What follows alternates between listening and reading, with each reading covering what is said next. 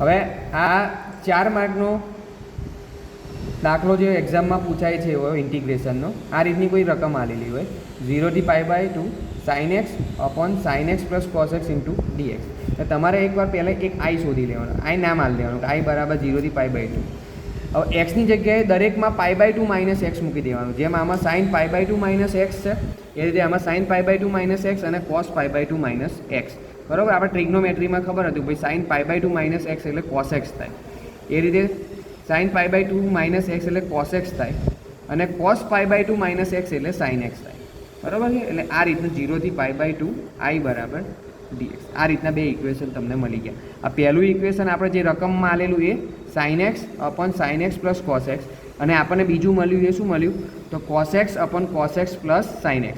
એટલે આ બી i થઈ ગયો એક i અને એક આ બીજો i થઈ ગયો. એટલે આપણે પહેલો ઇક્વેશન અને એટલે સમીકરણ 1 વત્તા સમીકરણ 2 કરવાનું. એટલે i વત્તા i એટલે 2i થશે. શું થશે 2i. તો 0 થી π/2 બરાબર આ વત્તા આ એટલે આપણે જો આમાં બંનેમાં છેદ સરખો છે કયો sin x વત્તા cos x અને cos x વત્તા sin x સરખું જ કહેવાય. એટલે આપણે એક કોમન કરી લઈએ sin x વત્તા cos x અને ઉપર શું આવશે તો કે એકનો sin x છે અને આનો શું છે cos x એટલે sin x વત્તા cos x. હવે આ બંને ઉડી જશે sin x વત્તા cos x અને sin x વત્તા cos x. એટલે શું રહ્યું ખાલી બધું ઉડી જાય એટલે જવાબ શું રહેશે 1 ને 1 into dx.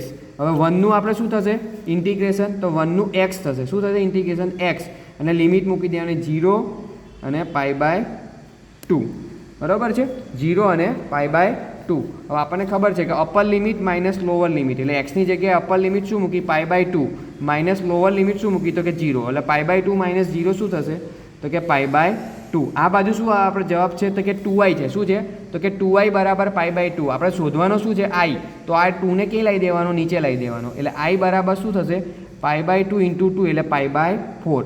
એટલે એનો જવાબ શું આવશે π/4. હવે તમે આવા જેટલા બી દાખલા હશે ને દરેકમાં જો લિમિટ 0 થી π/2 હશે તો દરેકમાં જવાબ કેટલો આવશે π/4.